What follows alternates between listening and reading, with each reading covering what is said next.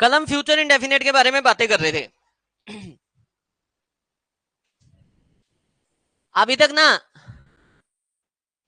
आपा ने ये सीखा कि V1 प्लस SCIS या सब्जेक्ट के साथ V1 आ जाए तो प्रेजेंट इंडेफिनेट है, V2 आ जाए तो पास्ट इंडेफिनेट, और सब्जेक्ट के साथ विल शेल के साथ V1 आ जाए तो future indefinite.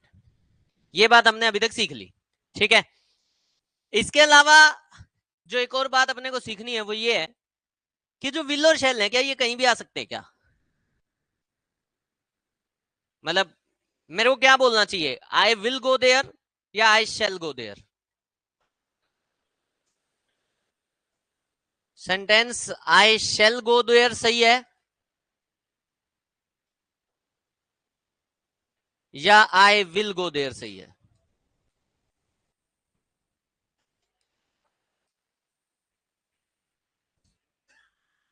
I shall go there सही है या आई विल गो देयर सही है? मान लो एक फिलर आ गया आपके पास, आई डैश डू इट, और ऑप्शंस हैं आपके पास विल और शेल, जो लोग दोनों सही कह रहे थे। आपके पास क्वेश्चन आ गया आई डैश डू इट और ऑप्शन आगे विल और शेल।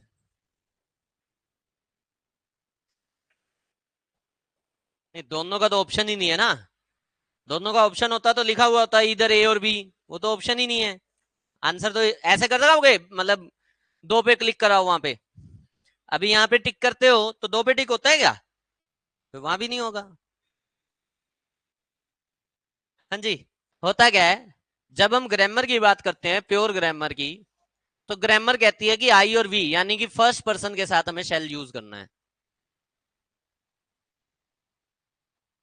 ग्रामर कहती है कि आई और वी के साथ हमें शेल यूज करना है और बाकी सबके साथ विल यूज करना है, चाहे ही हो, चाहे शी हो, इट हो, दे हो, यू हो, कोई भी हो, हर किसी के साथ हम विल यूज करेंगे। ग्रामर अपने को ये बात बताती है, ठीक है। हाँ जी। हाँ, राम हो, रावण हो, सीता हो, गीता हो, सबके साथ विल आएगा। समझ में आ गई बात? कोई दिक्कत, कोई परेशानी? आई और वी के साथ क्या आएगा? सारे बोल दो, आई और वी के साथ क्या आएगा और बाकी सबके साथ क्या आएगा? अगर ये बात क्लियर होती है, इसका आंसर, इसका आंसर, इसका आंसर है शेल। क्योंकि आगे पीछे कोई ऐसी कॉन्टेक्स्ट नहीं है क्या चाहिए क्या नहीं चाहिए, अपने पास आई है। और ग्रामर कहती है जब भी विल और शेल की बात होगी तो आई और वी के साथ क्या चाहिए? आई और वी के साथ क्या आएगा? आई और वी के साथ क्या आएगा? पहला सही है क्या? सारे बोल दो। दूसरा? दूसरा भी सही है। पहला भी सही है, दूसरा भी सही है। फर्क क्या आया?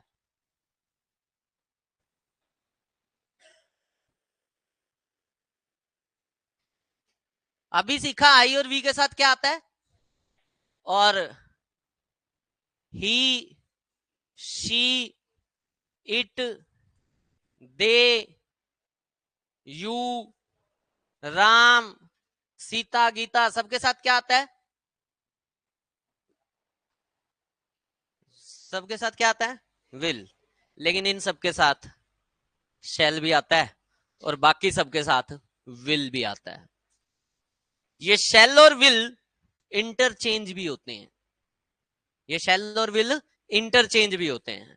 मैंने अभी सेंटेंस लिखा था यू शेल गो, मतलब आई शेल गो देयर। एक मैंने लिखा यू विल गो देयर, और दूसरा मैंने लिख दिया यू शेल गो देयर।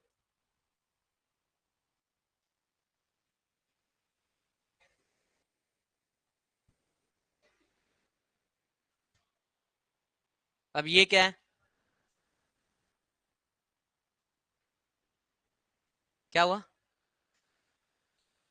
ठीक है दोनों? ठीक कैसे हैं?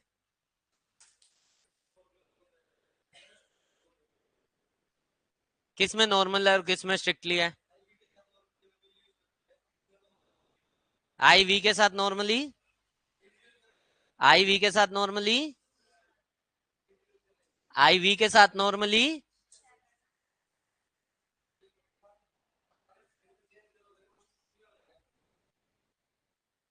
ये है नॉर्मल केस। नॉर्मल केस का मतलब जनरल केस, मतलब ग्रामर की अगर आप बात सुने तो ग्रामर कहती है कि जनरली आप आई और वी के साथ शैल यूज करोगे, बाकी सबके साथ विल यूज करोगे। लेकिन ग्रामर ही आपको कुछ और भी कहती है। ग्रामर आपको कहती है कि आई और वी के साथ विल आ जाएगा और बाकी सबके साथ शैल आ जाएगा जब जब क्या दिखानी हो, कोई स्ट्रॉन्ग इंटेंशन शो करनी हो, कोई डिटर्मिनेशन शो करनी हो।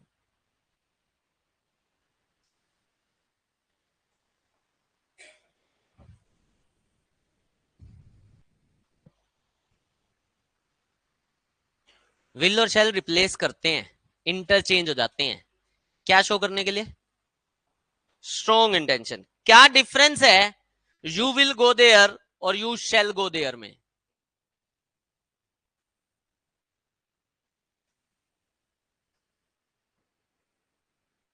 है विशाल, क्या डिफरेंस है यू विल गो देयर और you shall go there? You will go there का मतलब क्या है? तुम वहां जाओगे, नॉर्मल सी बात है, तुम वहां जाओगे। यू शैल गो देयर, तुम वहां पक्का जाओगे, तुम वहां पक्का जाओगे। बात समझ आ रही है? आवाज चाहिए? ठीक है। आई शैल गो देयर मीनिंग क्या है? मैं वहां पक्का जाऊंगा या मैं वहां जाऊंगा? आई विल गो देयर, मैं वहां पक्का जाऊंगा। अपन एक्चुअल में रियल लाइफ में ना शेल को ऑब्सोलीट कर चुके हैं। रियल लाइफ में शेल जो है ना ये हो चुका है ऑब्सोलीट। क्या हो चुका है? शेल क्या हो चुका है? ऑब्सोलीट। ये क्या होता है ऑब्सोलीट? हाँ जी,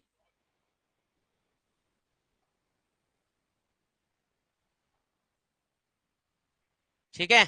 तो रियल लाइफ में हम शेल को कर चुके हैं ऑब्सोलीट, आउटडेटेड हो चुका है। आजकल हम शेल को यूज नहीं करते। समझ में आ रही है मेरी बातें? आवाज चाहिए? फंडा क्लियर हो गया? लिख दूं एक क्वेश्चन, करोगे गलत?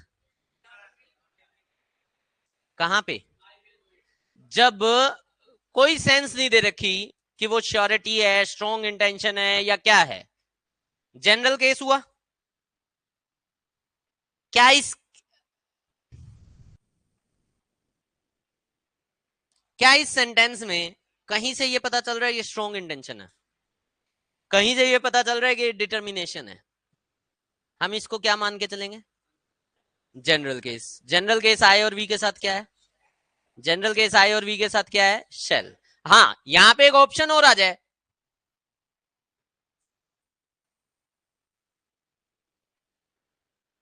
अब आंसर क्या है? अब आंसर ये है, जब आंसर ये ऑप्शन ही नहीं था ये वाला, ऑप्शन सिर्फ ये दो हैं, तो इन दो में से हमें चूज करना है और कोई आगे आगे पीछे की कॉन्टेक्स्ट नहीं है। अब देखो एक sentence, I dash do it, otherwise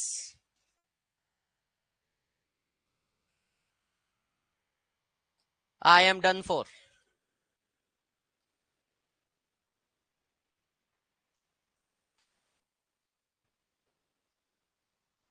sentence लिख दिया मैंने, I dash do it, otherwise I am done for.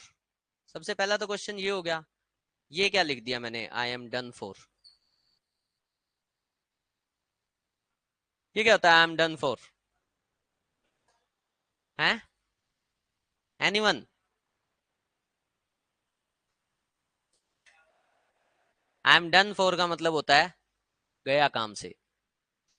हम बोलते हैं ना कई बार लाइफ में, अगर ये नहीं हुआ तो भाई साहब फिर तो खत्म, जिंदगी खत्म, टाटा बाय बाय। वही वाला कोई केस होता है आई एम डन फॉर।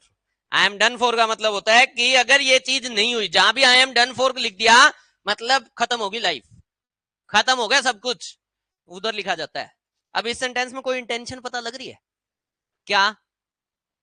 भी नी किया तो दिक्कत में आने वाला है। इंटेंशन स्ट्रोंग है या जनरल है? अब आंसर, अब आंसर विल देना पड़ेगा।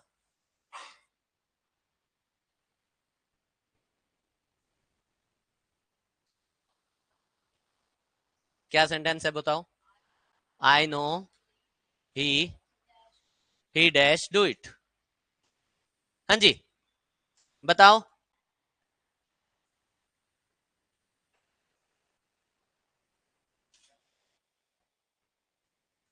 बताओ क्या आएगा? शैल या विल? शैल या विल आएगा। पता मुझे है, मैं मेरी बात बता रहा हूं और मैं बता रहा हूं कि वो ये काम करेगा, इसमें मैंने ये काम बताया, वो काम पक्का करेगा। कोई सेंस ही नहीं है जब तक वही I know he dash do it, इसके आगे फिर कोई कॉन्टेक्स्ट लगाऊं फिर शैल आ जाएगा। अभी तो आंसर क्या है? विल ही है। जनरल केस है, और जनरल केस में आई और वी के साथ, जनरल केस में आई और वी के साथ, जनरल केस में आई और वी के साथ, जनरल केस में आई और वी के साथ, जनरल केस में आई और वी के साथ, जनरल केस में आई और वी के साथ, जनरल केस में आई और वी के साथ। पहली बार में सारे क्यों नहीं बोलते भाई? आदत है 10 बार बोलने की, मजा आता है 10 बार बोलने में। चलो बोल के बताओ, शेल किसके साथ? शेल किसके साथ? कौन से केस में? अगर इंटेंशन स्ट्रोंग हो तो शेल किसके साथ? अगर स्ट्रोंग इंटेंशन हो तो शेल किसके साथ? सेकंड और थर्ड पर्सन के साथ। किसके साथ? सेकंड और थर्ड पर्सन के साथ। फंडा क्लियर हो गया सभी को? ठीक है, चलो एक सेंटेंस लिखते हैं फिर।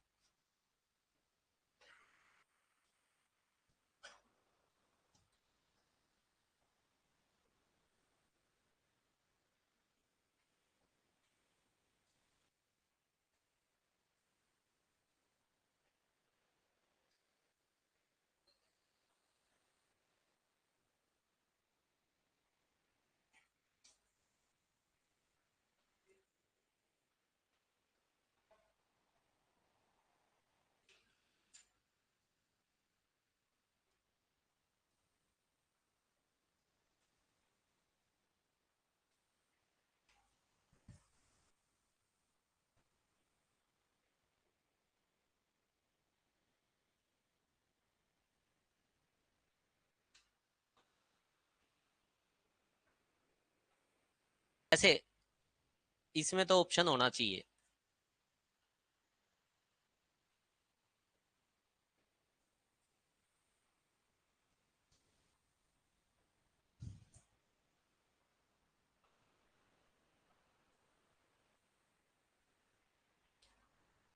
प्लेंटिफ होता है कंप्लेनेंट, जो किसी के खिलाफ लीगल एक्शन लेता है, लीगल कंप्लेंट करता है, उसे बोलते हैं प्लेंटिफ। प्लेंटिफ का मतलब होता है कंप्लेनेंट, जो किसी की कंप्लेंट करता है। कोर्ट में जो कार्यवाही होती है उसमें जो कंप्लेनेंट होता है उसका नाम होता है प्लेंटिफ। पीछे लिखा है कंपनसेशन, ये क्या होता है? हाँ जी, मुआवजा। कंपनसेशन होता है इंडेमनिफिकेशन, मतलब कि जो किसी के साथ कुछ भी गलत हुआ उसके बदले में भरपाई जो की जाती है, that is known as compensation. तो अगर अपन सेंटेंस की बात करें ना, तो यहाँ पे पहला ही वर्ड अपने को पता है क्या बता रहा है? कि ये जो बात चल रही है ना, ये लीगल लैंग्वेज की चल रही है। सही कह रहा हूं? सारे बोल दो। लीगल लैंग्वेज का मतलब पता है क्या होता है? कोई कोर्ट की बात, यस और नो? अगर कोई बात कोर्ट की है, कोई बात कोर्ट ने कही है, तो क्या वो स्ट्रॉन्ग इंटेंशन के साथ कही जाएगी? या कोर्ट भी वही कह देगा, देख लेना, तुम्हारा मूड हो तो कंपनसेशन दे देना, ना हो तो कोई बात नहीं। क्या कोर्ट जिसको भी कहेगा क्या उसको वो काम करना पड़ेगा? भाई आज की डेट में ठीक है, मोदी सबसे ऊपर हो रखा है, कोर्ट भी ऊपर नहीं रहे, लेकिन जो हमारा कॉन्स्टिट्यूशन है वो तो ये बताता है कि जो कोर्ट है वो सबसे ऊपर है। यही कहानी है। तो जब कोर्ट सबसे ऊपर है तो कोर्ट की बात भी तो सबसे क्या स्ट्रॉन्ग इंटेंशन के साथ कही जाएगी। तो यहां से सीख के जाना है कि लीगल लैंग्वेज में हमेशा ही शेल आएगा।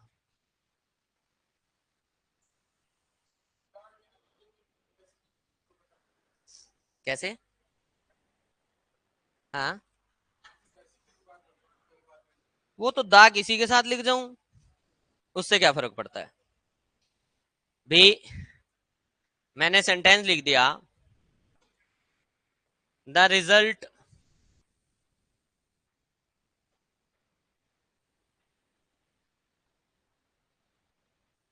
The result will be declared soon. मान ले ये सेंटेंस लिखा गया, तो अब ये गलत है क्या? दा तो इसमें भी लगा है, the result will be declared soon, क्या ये गलत है? दा तो इसमें भी लग गया, तो दा लगने से विल या शैल का कोई लेना देना नहीं है। दा तो जिस चीज के लिए लगा है, रिजल्ट के लिए लगा है, कोई स्पेसिफिक बात हो रही है, प्लेंटिफ कोई पर्टिकुलर केस की बात हो रही है। फंडा क्लियर हो गया सभी को? आवाज चाहिए? लीगल लैंग्वेज में हमेशा ही क्या आएगा? लीगल लैंग्वेज में हमेशा ही क्या आएगा? क्यों? हाँ जी। जजेस को कभी बोलते हुए सुना है the court shall be adjourned? क्या बोलते हैं? The court shall be adjourned. ये क्या होता है?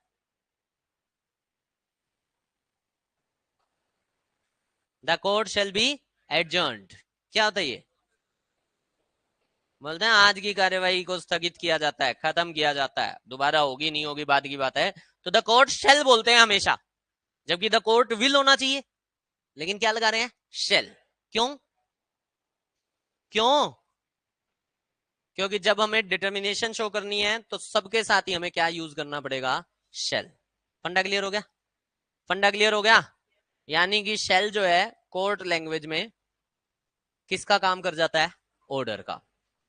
शेल जो है कोर्ट की लैंग्वेज में हमेशा किसका काम करता है? ऑर्डर का। और जब भी शेल कोर्ट की लैंग्वेज में यूज होता है ना, लीगल लैंग्वेज में यूज होता है, तो एक्चुअल में इस शेल का मतलब मस्ट हो जाता है। जब भी लीगल लैंग्वेज में आप शेल यूज करते हो तो शेल का मतलब मस्ट हो जाता है। मस्ट का मतलब क्या होता है? 100% होगा ही होगा। ठीक है, समझ में आ गई बात सभी को? विल और शेल क्लियर हुआ थोड़ा थोड़ा? ठीक है। मैंने 2 सेंटेंसेस लिख दिए।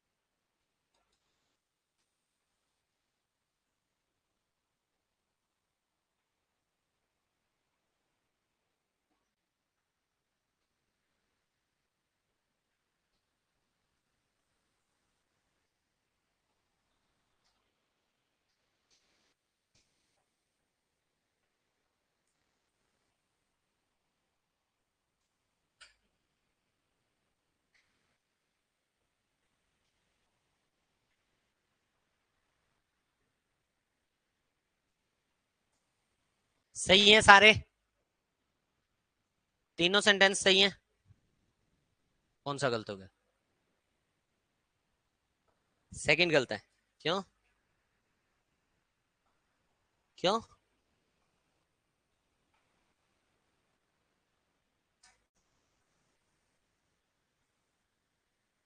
जरूरी क्यों है? वैसे कह रहा हूं कर लेना चाहिए, मेहनत करनी स्टार्ट कर देनी चाहिए ना। कहीं सीरियस है ही नहीं, लिखा ही नहीं है। क्या आईसीयू में भर्ती करना पड़ेगा?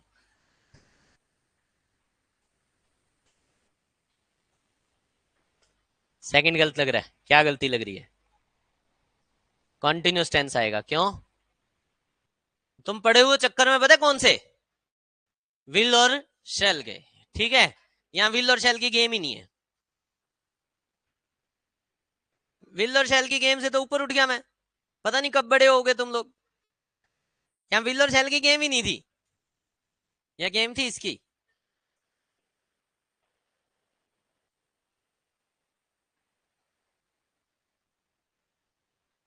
अब इसके बारे में किसको क्या पता है? कौन सही है, प्रेजेंटली सही होता है या एट प्रेजेंट सही होता है? एट प्रेजेंट सही होता है, प्रेजेंटली सही नहीं होता। दोनों सही है, फिर डिफरेंस क्या है? प्रेजेंटली तो एडवर्ब है, दोनों ही एडवर्ब है। प्रेजेंटली एक एडवर्ब है, इसका मतलब होता है सून। प्रेजेंटली का मतलब होता है सून, और एट प्रेजेंट का मतलब होता है नाउ। प्रेजेंटली एक एडवर्ब है जिसका मतलब होता है सून, और एट प्रेजेंट भी एक एडवर्ब है जिसका मतलब होता है नाउ। इन प्रेजेंट सुना है किसी ने? इन प्रेजेंट का मीनिंग पता हो किसी को?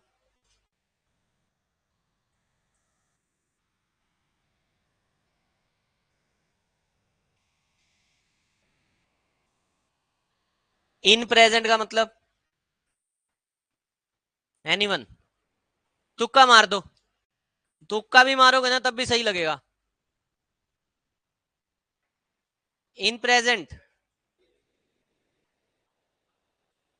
जो भी प्रेजेंट के अंदर चल रहा है। इन प्रेजेंट एनीवन एल्स है। तो ध्यान ये रखना, इन प्रेजेंट नाम की कोई चीज नहीं होती है। इन प्रेजेंट नाम की कोई भी चीज नहीं होती। एग्जामिनर अक्सर लिख के देते हैं इन प्रेजेंट, नहीं होगा, कभी नहीं होगा। क्वेश्चन उठता है क्यों नहीं होता, तो ध्यान से सुनना। एक्चुअल में एक वर्ड होता है एट, जो पॉइंट्स को डिनोट करता है। किसको डिनोट करता है? किसको डिनोट करता है? पॉइंट्स को। एट एक प्रेपोजिशन है जो पॉइंट्स की प्रेपोजिशन है। और जब भी आप कहीं पे पॉइंट्स की बात करते हैं, ये जो प्रेजेंट है, पास्ट है, फ्यूचर है, ये टाइम में एक पॉइंट है। टाइम में क्या है? एक पॉइंट। और पॉइंट की प्रेपोजिशन हमेशा क्या होती है? एट। ठीक है, इन द पास्ट हो सकता है, इन द प्रेजेंट हो सकता है, लेकिन इन प्रेजेंट, इन पास्ट नहीं होता। समझ में आ गई बात? तो एट प्रेजेंट ही यूज होता है, और एट प्रेजेंट का मतलब होता है नाउ, और प्रेजेंटली का मतलब क्या होता है? सून। ठीक है, सून का मतलब क्या होता है? प्रेजेंट, पास्ट या फ्यूचर। सून का मतलब क्या होता है? प्रेजेंट, पास्ट या फ्यूचर। सून का मतलब क्या होता है? प्रेजेंट, पास्ट या फ्यूचर। सून का मतलब होता है फ्यूचर। सून का मतलब क्या होता है? फ्यूचर। अगर ये बात सबको समझ में आती है तो पहले वाला सेंटेंस देखो, क्या लिख रहा है? दे विल अराइव, मीनिंग निकालो, दे विल अराइव सून। सही है सेंटेंस? सारे बोल दो, सेंटेंस बिल्कुल सही है, there is no error in this sentence.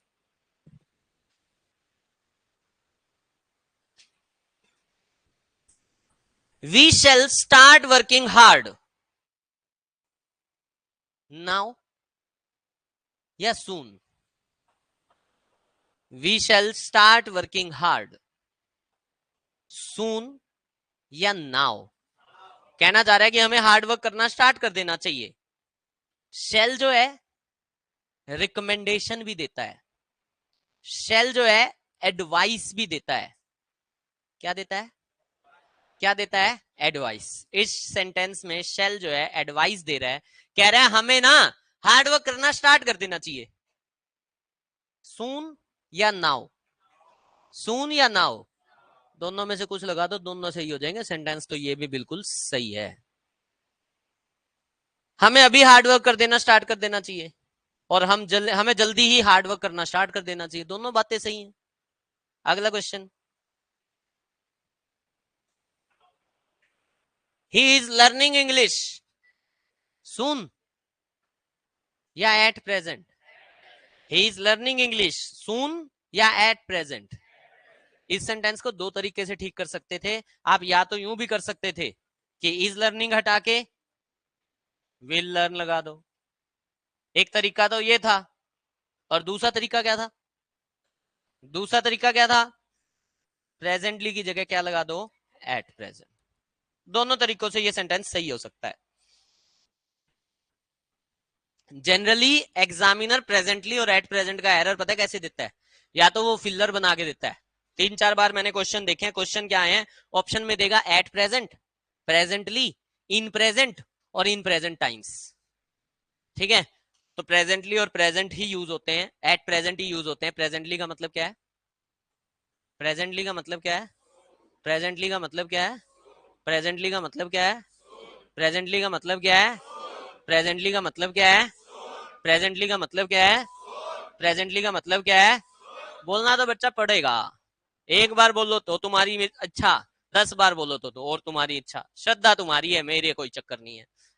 ठीक है, एट प्रेजेंट बोले तो, एट प्रेजेंट बोले तो, एट प्रेजेंट बोले तो, at present, at present, soon, soon, soon, presently, presently, at present. फंडा क्लियर हो गया? फंडा क्लियर हो गया? एनी दिक्कत, एनी परेशानी?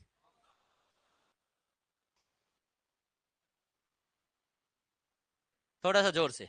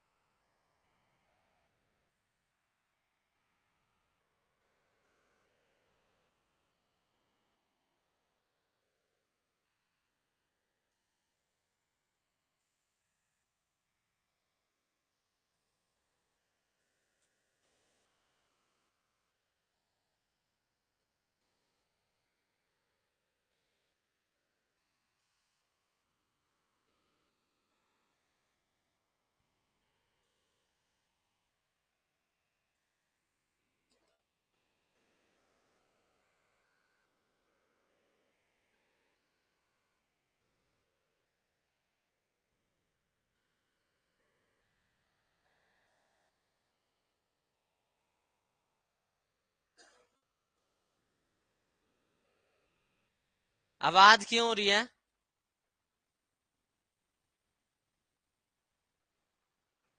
लिखते हुए पेन आवाज करने लगता है क्या?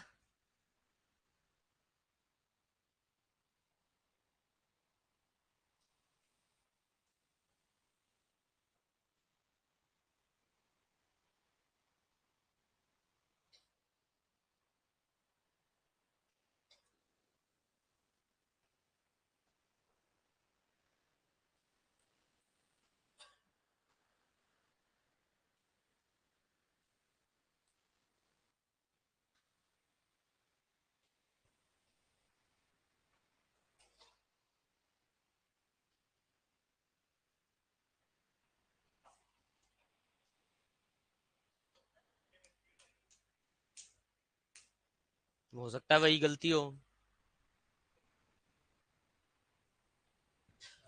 सारे ही गलत है? ऐसे थोड़ी होता है।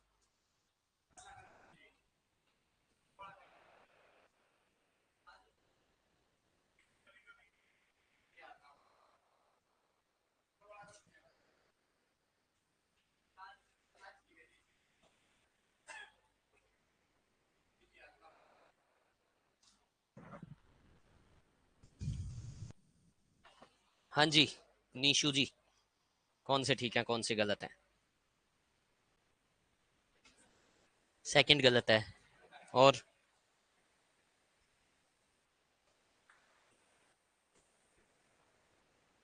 खुशी, सारे गलत लग रहे हैं। लग नहीं रहे। आ सकते हो कल ही ये बात हुई थी। ये क्या लिखा है? ये क्या लिखा है? यहाँ क्या आएगा? भाई सारे बोल दो। डू डज डिड के बाद हमेशा वर्ब की नेचुरल फॉर्म आएगी। एक बार और, डू डज डिड के बाद हमेशा वर्ब की नेचुरल फॉर्म आएगी। डू डज डिड के बाद हमेशा वर्ब की नेचुरल फॉर्म आएगी। ये बात तो क्लियर है सभी को? अच्छा, अब एक बात और कल भी सीख के गए थे, उस बात से तुम सारे सेंटेंसेस के बारे में बता सकते थे। कल तुमने सीखा था कि डू डज डिड जो है हेल्पिंग वर्ब है, जो नेगेटिव या इंट्रोगेटिव में यूज होते हैं। डू डज डिड क्या है? Helping verb. किस में यूज होते हैं? नेगेटिव या इंट्रोगेटिव में। सबको पता लग रहा है जो थर्ड है वो तो नेगेटिव है ही। नेगेटिव है, सारे बोलो। है या नहीं है? और इंट्रोगेटिव होगा फिर पीछे क्वेश्चन मार्क लगा देता हूं, क्या दिक्कत है? नेगेटिव है, इंट्रोगेटिव है, फिर डिड क्या कर रहे हैं? अगला देखो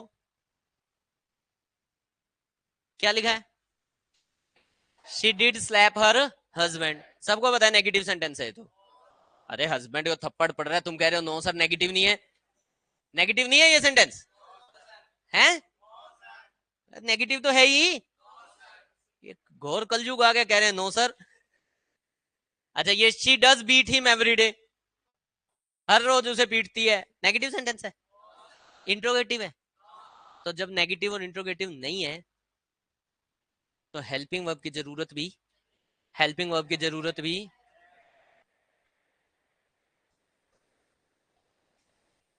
भाई अभी तक जो बात सीखी उसके हिसाब से तो ये सेंटेंसेस गलत हैं, ठीक है। लेकिन दो सेंटेंसेस और देखते हैं, फिर बात करते हैं इसके बारे में।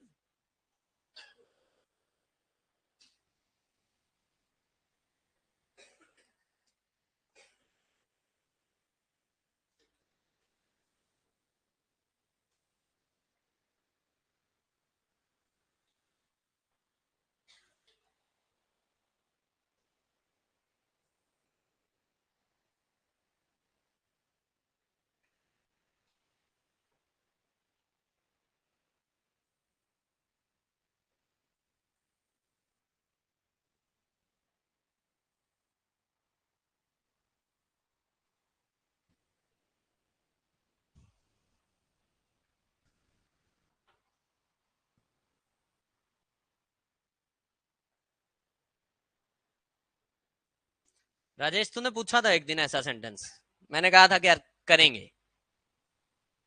मेरे से कोई बच्चा,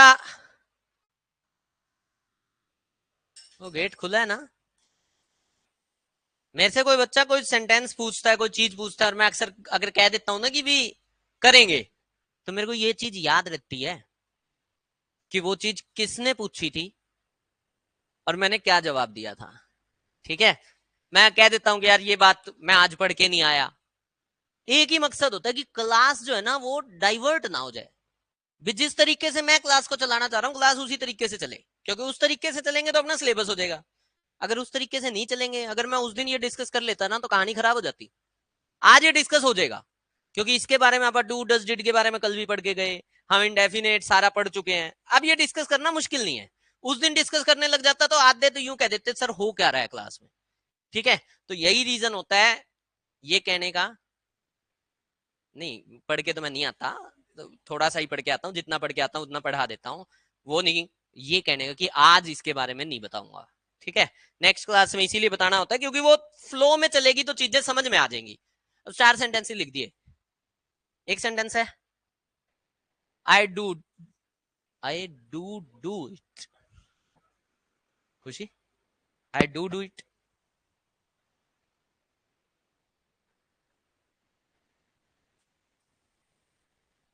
रहा है, लेकिन चारों सेंटेंसेस सही हैं।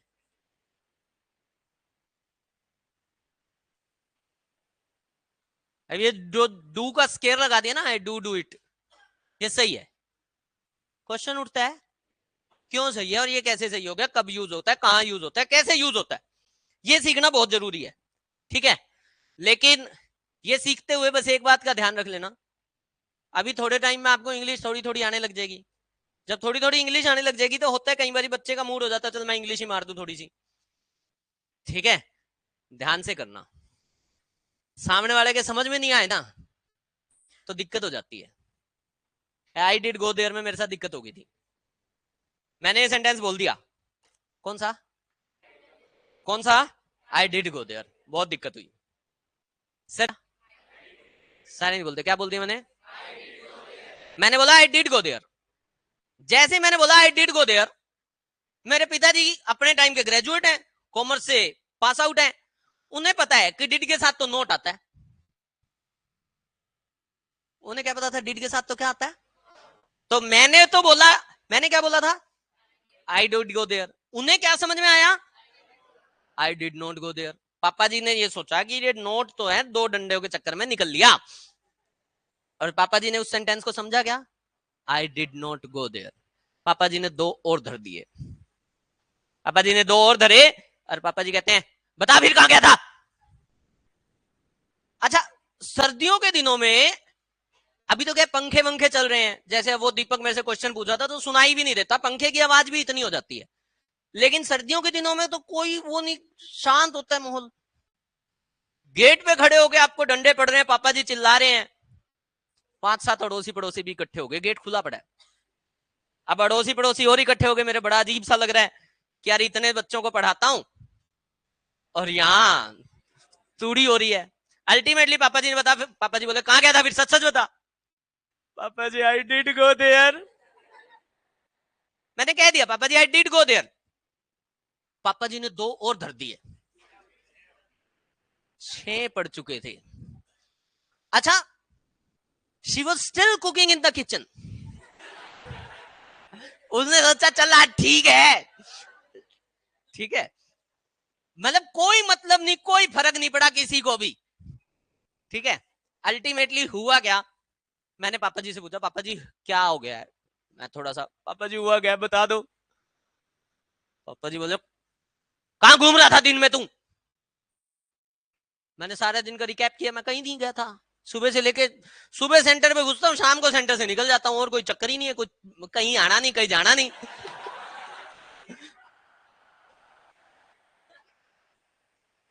अल्टीमेटली पापा जी ने कहा कहां घूम रहा था तू, हाँ पापा जी कहीं नहीं था। झूठ बोलता है तुम, कौन घूम रहा था 11 बजे फुवारा चौक पे। अच्छा 11 बजे फुवारा चौक पे मैं गया ही नहीं था, मेरे हिसाब से तो मैं नहीं था। पापा जी मैं नहीं गया था। झूठ बोल रहा है तू, कौन घूम रहा था 11 बजे फुवारा चौक पे। यहां तक भी सारी चीजें ठीक थी,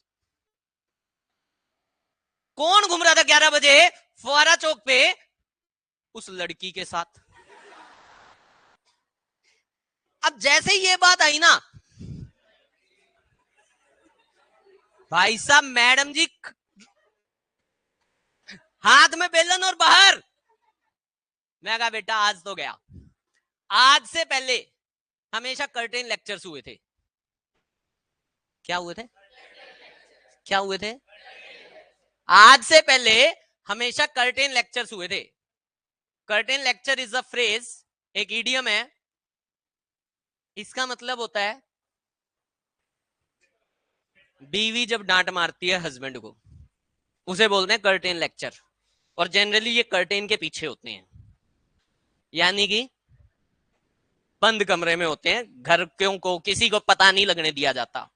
मैंने कहा बेटा आज तक तो कर्टेन लेक्चर होते थे, आज तो ओपन थिएटर लेक्चर होने वाला है, अड़ोसी पड़ोसी इकट्ठे हैं। मैं कहा बेटा आज तो गया। अच्छा, मैडम जी के हाथ में बेलन देख के मेरे एकदम से और हो गया, मैं कहा बेटा सबके सामने, पापा जी के भी सामने, अड़ोसी पड़ोसी के सामने तो गलत हो जाएगा। ठीक है, आदत है, लेकिन ऐसे थोड़ी होता है। मैंने तुरंत सोचा यार दिन में क्या हुआ था। नवीन सर को सारे जानते हो, नवीन सर का डील डोल जो है ना वो दिखने में मेरे जैसा ही है, मतलब। और उस समय तो टोटली मेरे जैसे होते थे, अब तो चल 2 साल आर्मी में लगाए तो थोड़ा सा शरीर फिर भी फिट हो गया, नहीं तो बिल्कुल मेरे जैसे मोटा सा। हुआ क्या, सर्दी के दिन थे, मैं स्कूटी पे आता था तो मैं जैकेट पहन के आता था, हेलमेट के बिना मैं कभी चलता नहीं था। सुबह 11:45 के आसपास नवीन सर ने मुझसे कहा कि सर एक बार स्कूटी चाहिए। मैं ले जा भाई, क्योंकि सर्दी थी। तो नवीन सर बोले सर आपकी जैकेट पहन जू, मैं पहन जा भाई। मैंने कहा हेलमेट और लेके जाइयो। स्कूटी मेरी, हेलमेट मेरा, जैकेट मेरी, शरीर मेरे जैसा। पापा जी ने तो दूर दूर से देखा था।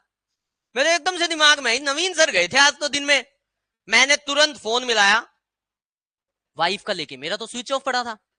मैंने फोन मिलाया, फोन मिला के मैंने क्या कहा नवीन सर को, नवीन सर को मैंने बोला नवीन सर। सर बोले हाँ सर। अब मेरी आवाज में थोड़ा सा रुआसा था। I was still सोबिंग, I was still, I was still. ये क्या होता है, जो हम सिस्कियां भरते हैं उसको बोलते हैं सोब।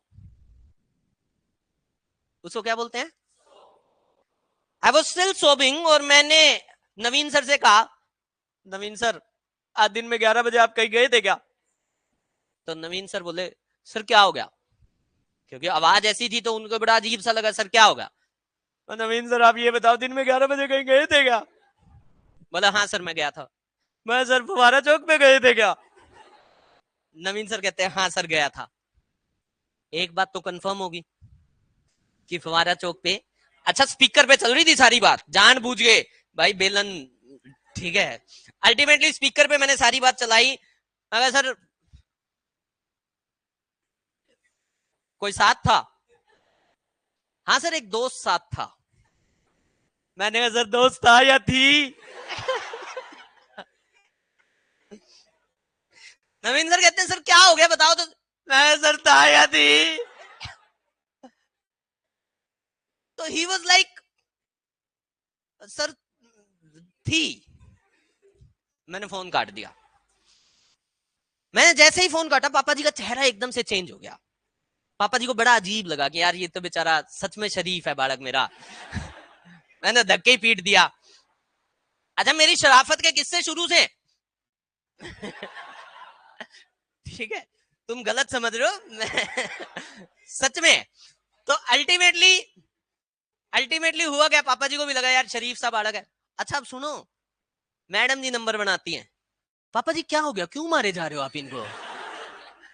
जब 6 पड़ गए तब नहीं मारे जा रहे हो। वो बेलन लेके तो आई तो दिला, एक आधा हाथ मैं भी साफ कर लूं। लेकिन जैसे ही बात क्लियर हुई तो पलटी। ये लेडीज की बड़ी तुरंत पलटी मारती हैं। मैं भावनाओं में मत बहो। ठीक है। अल्टीमेटली पलटी मार गई, मतलब मैं तो उसी की बात कर रहा था, वैसे ये फितरत है, ठीक है। तो अल्टीमेटली उसने पलटी मारी। मैंने कहा अब अंदर चले गए।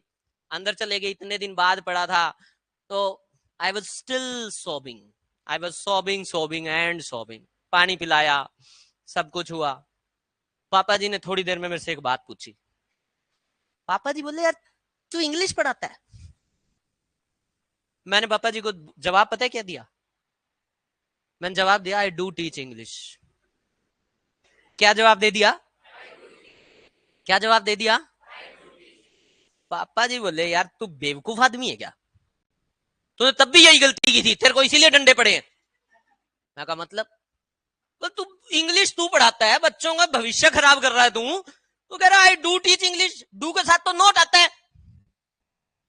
पापा जी ने इस सेंटेंस का मतलब भी क्या ले लिया, I do not teach English.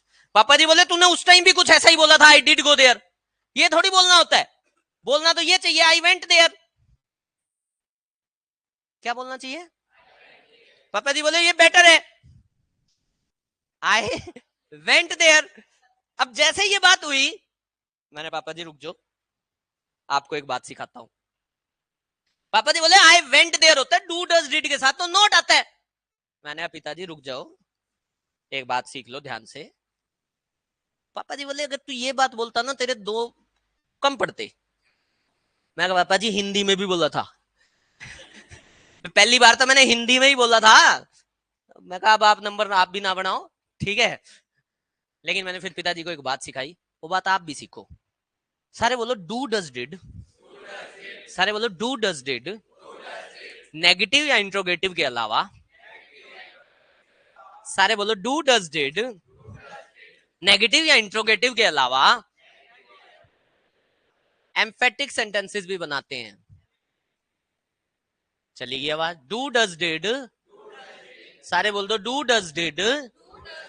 आवाज नहीं आ रही मुझे? डू डज डिड, आवाज नहीं आ रही। Do does did, do does did negative या इंट्रोगेटिव सेंटेंसेस के अलावा एम्फेटिक सेंटेंसेस भी बनाते हैं। डू डज डिड नेगेटिव या इंट्रोगेटिव सेंटेंसेस के अलावा एम्फेटिक सेंटेंसेस भी बनाते हैं।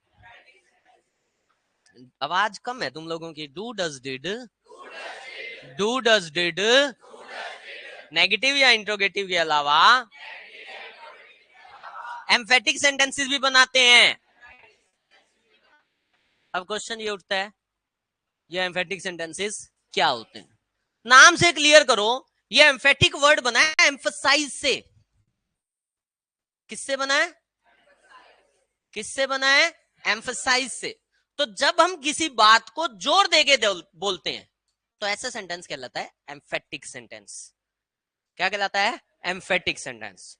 और यहां से सीख के जाना, सारे बोल भी देना। बोलो do does did positive sentences में जब भी V1 के साथ नजर आ जाएं, सारे बोलो do does did positive sentences में, do does did positive sentences में जब भी V1 के साथ नजर आ जाएं।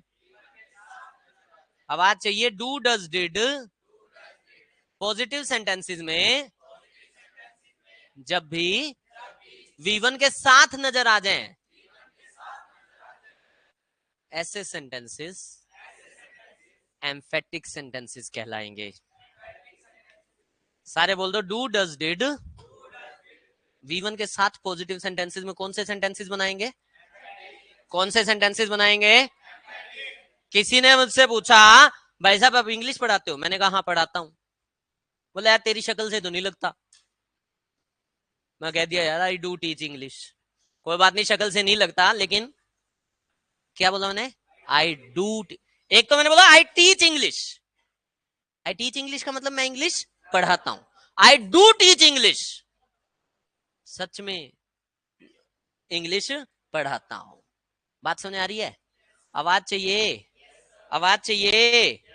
फंडा क्लियर हो रहा है कुछ कुछ? पहली बात, क्या डू डज डिड नेगेटिव में यूज हो सकते हैं? क्या डू डज डिड इंट्रोगेटिव में यूज हो सकते हैं? क्या do does did as helping verb positive में यूज हो सकते हैं? इस स्ट्रक्चर में ये जो डू डज डिड होता है, यहां पे भी ये क्या होती है? Helping verb. और जो V1 होता है ये क्या होती है? Main verb. फंडा क्लियर हो गया सभी को? फंडा क्लियर हो गया सभी को? तो डू डज डिड जब भी किसके साथ नजर आ जाए? V1 के साथ। और कहां पे नजर आ जाए? पॉजिटिव में। क्या मतलब होगा? एम्फेटिक। देखो एक सेंटेंस है आई गो देयर। क्या सेंटेंस है? सारे बोल दो क्या सेंटेंस है? क्या मतलब है? मैं वहां जाता हूं। आई गो देयर का मतलब है मैं वहां जाता हूं। आई डू गो देयर, मैं वहां पक्का जाता हूं। तो मैंने पापा जी को ये बात भी बोली, पापा जी आई डू गो देयर, मैं कोई फवारा चौक नहीं जाता हूं, मैं सिर्फ और सिर्फ सेंटर पे ही जाता हूं। तो मैंने पापा जी को बताया, पापा जी आज के बाद मैं कभी भी बोल दूं आई डू गो देयर मतलब पक्का बता रहा हूं। आई वेंट देयर का मतलब क्या है? मैं वहां गया था। इन दोनों सेंटेंसेस का मीनिंग अलग है। आई वेंट देयर का मतलब है मैं वहां गया था। आई डिड गो देयर का मतलब है मैं वहां पक्का गया था। फंडा क्लियर हो रहा है सभी को? आई डू इट का मतलब बताओ कोई? आई डू इट मैं ये करता हूं। आई डू डू इट मैं ये पक्का करता हूं। डू का स्क्वायर में पहला वाला डू और दूसरे वाला डू मेन वर्ब। समझ में आ रहा है क्या? आ रहा है क्या? डिड में हेल्पिंग वर्ब और डू मेन वर्ब।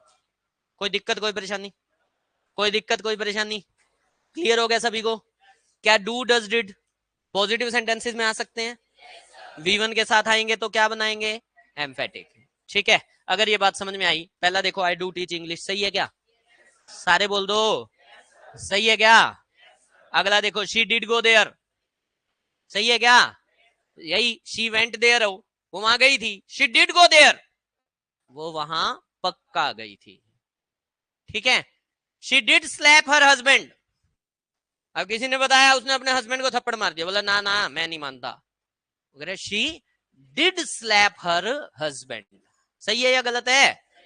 सेंटेंस बिल्कुल सही है। ऐसे ही she does beat him every day, एक मैंने कहा she beats him every day और एक मैंने कहा she does beat him every day. सही है या गलत है? गलत है। वो डज बीट तो सही था, कल कुछ सीख के गए थे क्या? एवरी और डे अलग अलग आएगा। कुछ समझ में आया या गया? आया या गया? Do does did positive sentences में आ सकते हैं क्या? क्या, क्यों आएंगे, कब आएंगे, कैसे आएंगे? होमवर्क चेक नहीं हुआ तुम्हारा? होमवर्क चेक नहीं हुआ? कोई नहीं, होगा।